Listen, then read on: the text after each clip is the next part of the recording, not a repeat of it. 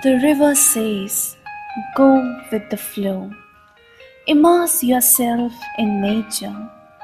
Slow down the meander. Go around the obstacles. Be thoughtful of those downstream. Stay current. The beauty is in the journey. Our foundress, Venerable Mother Mary Ward, believed in this journey. The journey which began with the firm belief that women in time to come will do much. This journey did not end with her death. Just as the river keeps flowing through different cycles, transitions, transformation, and passageways, so has been her institute, our school being an integral part of her legacy. The seed of vocation sown in our heart by the Almighty was like a source from where a river begins as a spring of water high up in the mountains in the higher realms of consciousness. It undoubtedly was sacred, as through it she had recognized the importance of educational opportunity for women in times when there were none. This high mountain spring of water was filtered and cleansed by way of a multi-layer or perhaps multi-century era of hardships. God had not promised skies ever blue, Flower-strewn pathways all her life through, God had not promised sun without rain, joy without sorrows, peace without pain. but God had promised strength for her days, Rest for the labor, light for the way, grace for the trials held from above. unfailing sympathy, undying love. Mary Ward's vision, charism, and the spirit of the Magus helped her realize that some other thing that God was calling her for. She realized this in her institute. Her eternal abode was not an end to this endeavor, but an onset to a period of more stifling times ahead for the sustenance of her work, her vision, her institute, and for her companions left behind.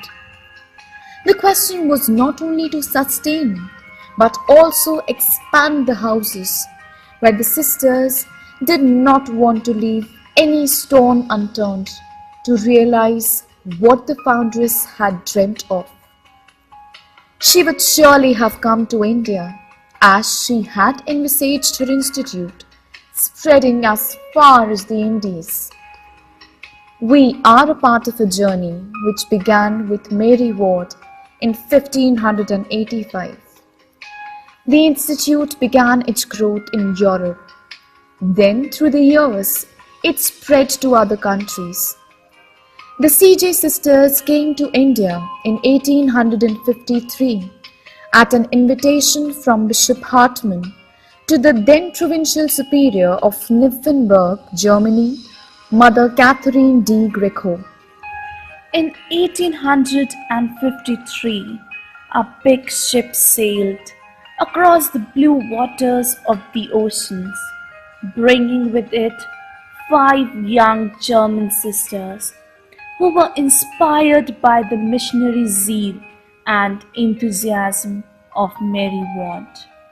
Bravely they set foot on the shores of a new land, India. After reaching Bombay, they embarked upon a 3 months perilous journey across the vast Indian peninsula in a bullock cart and reached Patna. Bravely they began their convent life in a humble setup in St. Joseph's Convent, Patna. Everything was strange and new to them. They had many trials to bear, But God blessed their efforts. As in Saint Omer, soon the children of India flocked to Mary Watt's sisters to learn their lessons and to be taught the ideals and traditions handed down through Mary Watt's Institute. This was the beginning of the CJ in India. After the sisters were settled in India, petitions came from other parts of India asking them to open schools and convents. In the years that followed, these brave sisters and the others who followed them worked wholeheartedly to spread God's kingdom through their ministries of education, health, care of youth, orphans, social and spiritual animation. In the year 1866, Bishop Anastasius Hartman intended to open new convent of IBMV CJ Sisters in Allahabad and appealed to Mother General for more sisters.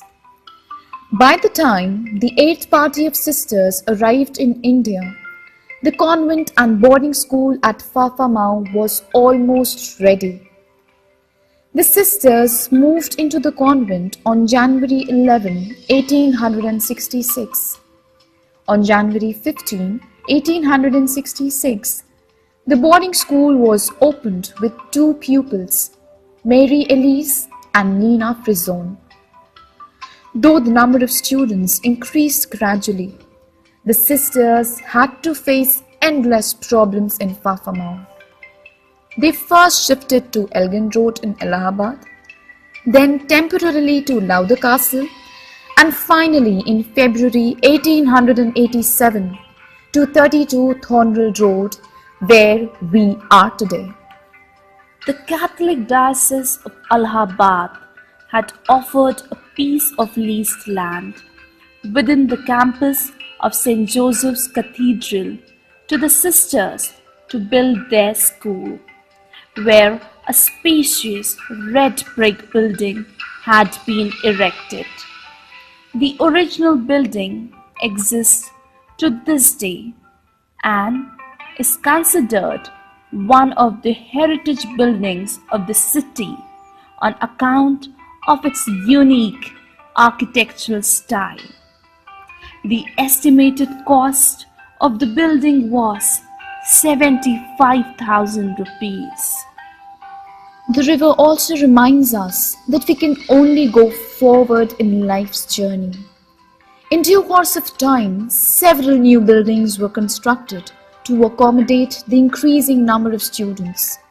Today, SMC boasts of a notable strength of a competent teaching staff of teachers and about 3,698 students.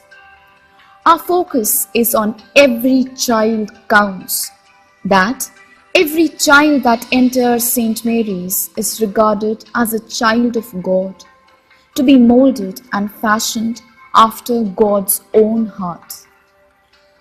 Just as the river impregnates the earth and provides it with the fertility to keep the life cycle moving, SMC aims at contributing towards the creation of a better world.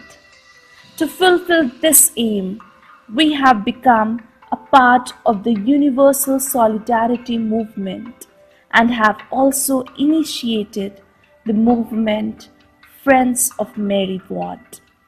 SMC has always been an active participant of several outreach programs like Archadeep Junior High School, Darshana School, Leprosy Ashram, Clean India Campaign, and others.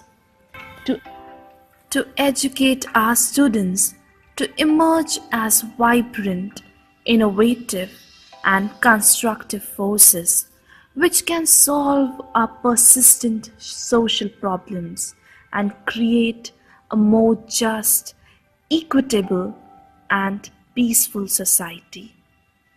Once the river has completed all of the twists and turns of its long journey, it finally empties into the sea. Its individuality comes to an end, and it merges with all of the rivers, which have also ended their long journey to become part of the one great sea.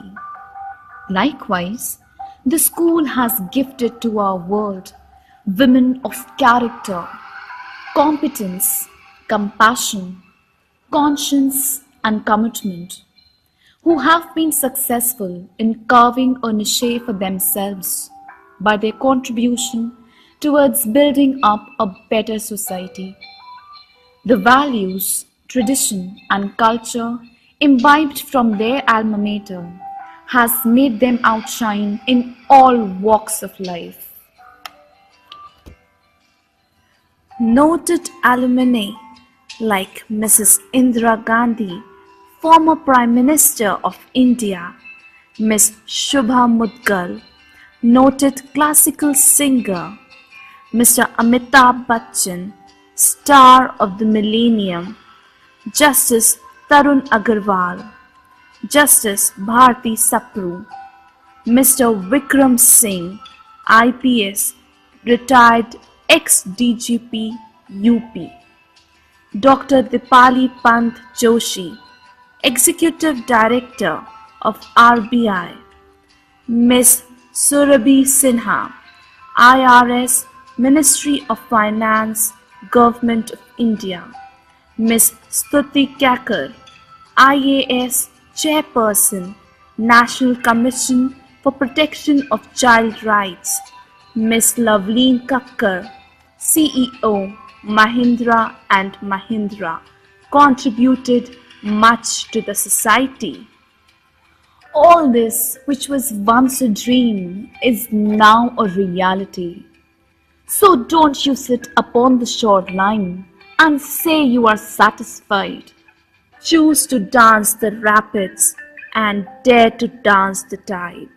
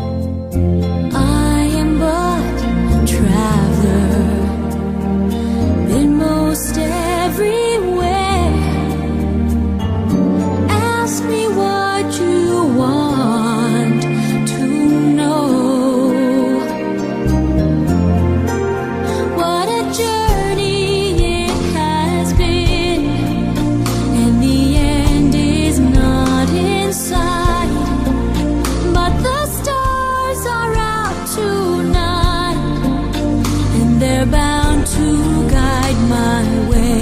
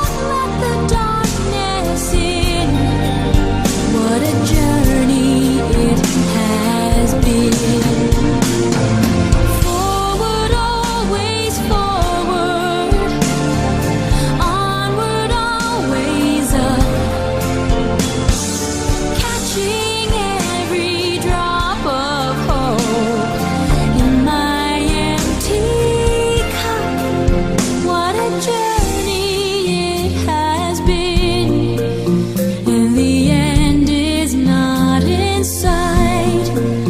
But the stars are out tonight, and they're bound to guide my way. When they're shining on my life, I can see a better day.